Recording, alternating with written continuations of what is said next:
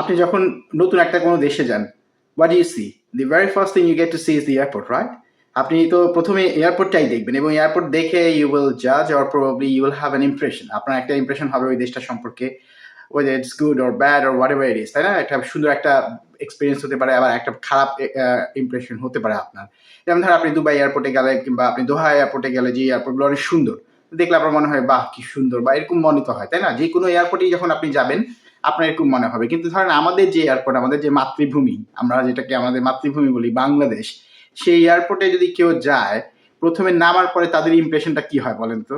আমি আমার অভিজ্ঞতার কথা বলি। আমি তো ২২ বছর ধরে বিদেশে থাকছি। আমি পড়াশোনা করেছি। এখন আমি বিশ্ববিদ্যালয়ে পড়াই।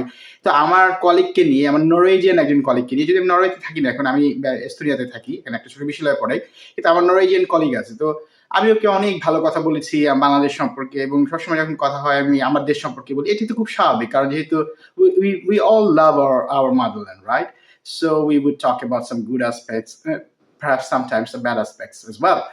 কিন্তু নরমালি আমরা সাধারণত ভালো বিষয়গুলো নিয়েই কথা বলি আমাদের, যেহেতু আমরা ভালোবাসি আমাদের মাতৃভূমিকে নিয়ে। তো ও আমার সাথে গেছে ঘুরতে। ও ৪ দিন থাকবে, আমি ১ মাস থাকবো। মানে ও গিয়ে ঘুরে ঢাকা শহর এবং আশপাশের জায়গাগুলো ঘুরে টুরে দেখে আবার চলে আসবে ৪ দিন পর। তো আমার সাথে গেছে। ঢাকা এয়ারপোর্টে নামার পর তো বুঝতেই পারেন অনেক নয়েজ, খুব মানে আমি বুঝতে পারি না যে এয়ারপোর্টে মানুষজন এত জোরে কথা বলে কেন? এটা হতে পারে যে আমরা আসলেই জোরে কথা বলি, that is fine. That's the way we টক। কিন্তু যেটা হয় সেটা হচ্ছে যে এয়ারপোর্টে ধরেন আপনি নামলেন, ইমিগ্রেশন অফিসাররা, আমি বুঝতে পারি না যে ইমিগ্রেশন অফিসাররা যারা যখন কথা বলেন, ক্যান দে লাফ?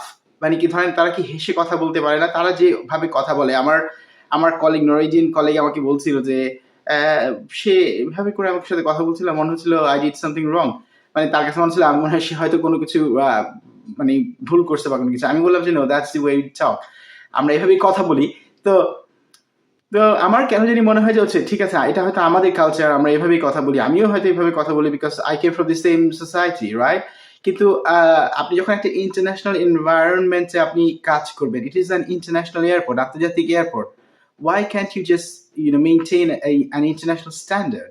আপনার তো একটা ইন্টারন্যাশনাল স্ট্যান্ডার্ড মেনটেন করতে হবে। যখন ফরেনাররা ওই ইমিগ্রেশন দিয়ে পাস হচ্ছে, you can just show a little bit of smile or something, I don't know, but আমার মনে হয় যে এই জায়গাটায় আমাদের উন্নতি করা উচিত, at least the behavior or kind of the communication আমাদের একটু মানে উন্নত করা উচিত। তবে সবচেয়ে মূল যেই সমস্যাটা হয়েছিল সেটা হচ্ছে যে আমাদের লাগেজ তো জানেনই, আসতে কত সময় লাগে, অনেক সময় লাগে কিন্তু লাগেজ আসতে।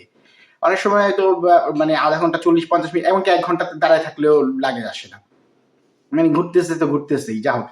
তো আমি লাগেজের জন্য আমরা দুজনই দাঁড়াইছি এবং সেখানে তো প্রচুর চিৎকার চেঁচামেচি শব্দ হচ্ছে। তো আমি আমার কলিগকে বললাম কি তুমি পেছনে গিয়ে বসে থাকো, ওখানে বসার জায়গা আছে, আমি দেখছি। যেহেতু আমি আসলে লাগেজটা চিনি, দুজনের লাগেজই চিনি, তা আমি কালেক্ট করবো, সমস্যা নাই। তো ও গিয়ে বসছে বা আমি দাঁড়ায় আছি। তারপর ৩-৪ মিনিটের পরেই ও আবার ফেরত আসছে। তো ফেরত আসে ও বলতেছে যে there are some flies over there. মানে ওখানে ফ্লাই, আমি বললাম ফ্লাইস? আমি তো বুঝতে পেরেছি যে আসলে হলো মশা। ওই এয়ারপোর্টে তো আমাদের এয়ারপোর্টে মশা আছে প্রতিবার। বিশেষ করে ফেরার সময় যেটা হয় সেটা হচ্ছে যে আমি আসলে যখন কিছুক্ষণ, আমার রাতে, বেশিরভাগ সময় রাতে ফ্লাইট থাকে, মাঝরাতে, তো আমি একটু আগেই এয়ারপোর্টে চলে যাই। তো আমার ভেতরে ঢুকে আমি বসে থাকি, কখনো আমি বই পড়ি, যেহেতু আমি লেখক মানুষ, আমি নিজেই বই লিখি, তো আমার সাথে বই থাকে সবসময়, আমি বই পড়ি। তো আমি বুঝতে পারলাম যে এটা তো মশা। ও বলছে যে ওখানে ফ্লাই উঠতেছে, তো তার চেয়ে বরং দাঁড়ায় থাকাই ভালো। তাহলে আপনি চিন্তা করেন এই মানুষটা যে কিনা বাংলাদেশকে, তাকে যাকে আমি বাংলাদেশ সম্পর্কে অনেক ভালো ভালো কথা বলছি, বাংলাদেশের মানুষ অনেক ভালো, তারা অনেক মিশুক, যেটা আমরা আসলে সত্যি। তাহলে আমরা কেন একটু ইন্টারন্যাশনাল এয়ারপোর্টে যারা ইমিগ্রেশন অফিসাররা আছে, কেন তারা একটু হাসবে না? তারপর একটা কনফাইন্ড জায়গা, আমাদের দেশে মশা আছে, থাকবে, যেহেতু আমাদের এনভায়রনমেন্টটা মশা ফ্রেন্ডলি, তাই না? সুতরাং এখানে মশা থাকবেই, ওই ধরনের আবহাওয়া জলবায়ুতে মশা থাকে। বাট একটা international airport, it is an international airport, এটা একটা কনফাইন্ড এনভায়রনমেন্ট। এখানে তো আপনারা মশাকে মানে এইটা তো আপনারা চাইলেই মশা মেনটেন করতে পারেন, মানে হচ্ছে বলতেছি যে এটাকে মশা ফ্রি করতে পারেন, ইটস নট দ্যাট হার্ড। তাহলে আপনারা এটা কেন করবেন না বলেন তো?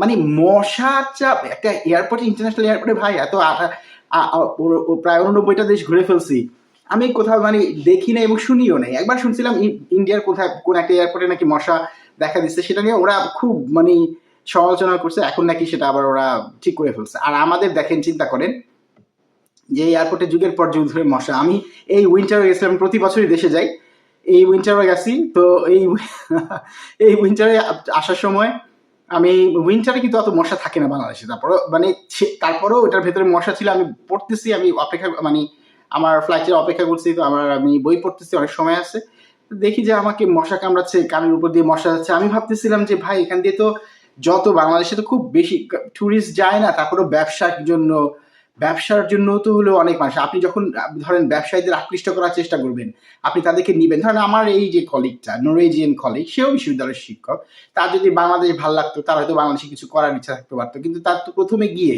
মনে রাখবেন এটা তো হিউম্যান। আমি তো যেহেতু সমাজবিজ্ঞান পড়াই, সমাজ এবং রাজনীতি পড়াই, আমার এটা আমার জায়গা যেটা, ধরেন আপনার ইমপ্রেশনটা কি, ধরেন আপনার প্রথম আপনি যে ব্যাপারটা দেখবেন সেটা কিন্তু আপনার মন গেঁথে যায়। কারণ আপনি এয়ারপোর্টে এসে যদি আপনার ইমপ্রেশন খারাপ হয়, এরপরে আপনি এয়ারপোর্ট থেকে বের হয়ে যাওয়ার পর মানুষজন যতই ভালো বিহেভিয়ার করুক, আর আমাদের রাস্তাঘাট তো বুঝেনি, তারপরেও দেখবেন যে ওই ইমপ্রেশনটা চেঞ্জ হয় না। সুতরাং ব্যবসায়ীরা যদি ব্যবসা করতে, যখন কোনো একটা ব্যবসায়ীকে আপনি নিবেন, ধরেন আপনি বিদেশি বিনিয়োগ তো আপনার লাগবে না, তাহলে আপনি ব্যবসায়ীরা ধরেন বিদেশ থেকে আসার পরে এয়ারপোর্টে গেল, আপনি তাদেরকে যদি ভিআইপি টার্মিনাল দিয়ে নিয়ে যান, হোয়াট অ্যাবাউট দি মসকিটোস?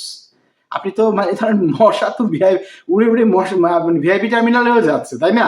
সুতরাং এই মশা ব্যাপারটা কেন আপনারা যে সমাধান করেন না আমি বুঝতে পারি না। তারপর ধরেন এই যে ট্রলির ব্যাপারটা, এত কথাবার্তা হয়, ট্রলি খুঁজেই পাওয়া যায় না, নানান সব আমাদের যে এয়ারপোর্টের এত সব সমস্যা। আগে তো ওই কি জানি বলে ওয়াইফাইও থাকতো না, ওয়াইফাই নিতে হলে বাংলাদেশি কি যেন বলে ফোন নাম্বার লাগবে। আমরা বিদেশি যারা থাকি, আমরা বাংলাদেশি ফোন নাম্বার কোথায় পাবো ভাই? এখন ওয়াইফাই কি আছে কিনা আমি জানি, এখন মনে হয় আছে, এখন বোধহয় ওয়াইফাই নেওয়া যায়। হ্যাঁ আছে, এখন নতুন একটা করছে, কিন্তু আমি জানি না এখন আর কাজ করতেছে কিনা। কিন্তু কিছুদিন আগ পর্যন্ত মানে ধরেন বাংলাদেশি ফোন নাম্বার দিতে হইতো, বিদেশি ফোন নাম্বার বা কোনোভাবে হলে ওয়াইফাই নেওয়া যেত। এত সব সিস্টেমের এত সব দেখলে মনে হয় ইন্টারন্যাশনাল এয়ারপোর্টে কি এগুলো সম্ভব?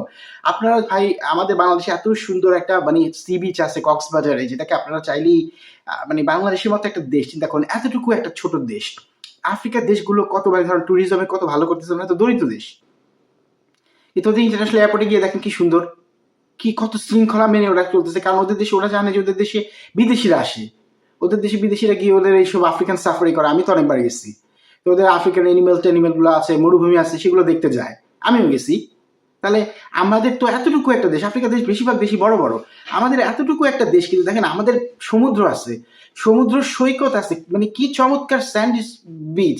কয়টা দেশে সুন্দর বিচ দেখা যায়? আমি এস্তোনিয়াতে থাকি, পুরাটা একটা বালতির সমুদ্র, আশপাশে সব জায়গায় সমুদ্র, কই বিচ তো নাই। এতটুকু ছোট ছোট বিচ, কোনো স্যান্ডি বিচ দেখাই যায় না। এই পার্নু একটা শহর আছে, সেখানে একটা স্যান্ডি বিচ আছে, ছোট একটা স্যান্ডি বিচ, তেমন নাই বিচ। আর আমাদের এত সুন্দর বিচ, যেটাকে আমরা পুরো পৃথিবীতে ব্যবহার করতে পারি, কিন্তু কিভাবে করবো ভাই? এয়ারপোর্টের অবস্থা যেই, কোথাও কোনো রাস্তাঘাট বলেন, কোনো সুবিধা নাই ভাই। শুধু অন্যগুলোর কথা বাদ দেন, এয়ারপোর্ট মশা কামড়ায়। তারপর আমাদের দেশে সুন্দরবনের মতো একটা বন আছে যেখানে ওয়াইল্ড অ্যানিমেল থাকে, টাইগার্স আদের। তারপর আমাদের পাহাড় আছে, আমাদের পাহাড় পর্বত, পার্বত্য চট্টগ্রামে আমাদের পাহাড় আছে, আমাদের সমুদ্র আছে, আমাদের বন আছে, কি নাই প্রকৃতিগত ভাবে? আমরা এদিকে কাজে লাগাইতে পারি না। কেন কাজে লাগাইতে পারি না? We don't care anything. তাহলে আপনাদের ইন্টারন্যাশনাল এয়ারপোর্টে এরকম অবস্থা হলে, আমি আমার কলিগ যে গিয়ে ফেরত আসছে, এবং আমি নিশ্চিত ও তার বলবে না, ওর ভদ্র শিক্ষিত মানুষ, সে তার বলবে না যে আমার খারাপ লাগছে, but I can get a feel, I can understand that সে আর কখনোই ওখানে ফেরত যাবে না। So that's the way it is. তা আমাদের উচিত অবশ্যই এই এয়ারপোর্টের বিষয়গুলো নিয়ে, আপনারা যারা বিদেশে থাকেন তারা তো জানেনই, আপনারা আপনাদের ভয়েস রেজ করবেন, এবং যারা দেশে থাকেন, যারা এয়ারপোর্ট দিয়ে যাতায়াত করেছে, তারাও তো নিশ্চয়ই জানেন। সুতরাং এই বিষয়গুলো নিয়ে ভয়েস রেজ করা উচিত। আর যারা এয়ারপোর্টে যান নাই, তারাও তো নিশ্চয়ই শুনেন আমাদের কাছ থেকে কথা। সুতরাং অবশ্যই আপনারা ভয়েস রেজ করবেন। প্রিয় দর্শক, আজকে ভিডিও এই পর্যন্তই। ভালো থাকবেন নিশ্চয়ই সবাই। ভিডিওটা ভালো লাগলে লাইক কমেন্ট করবেন, এবং সম্ভব হলে শেয়ার করবেন, সাবস্ক্রাইব করবেন।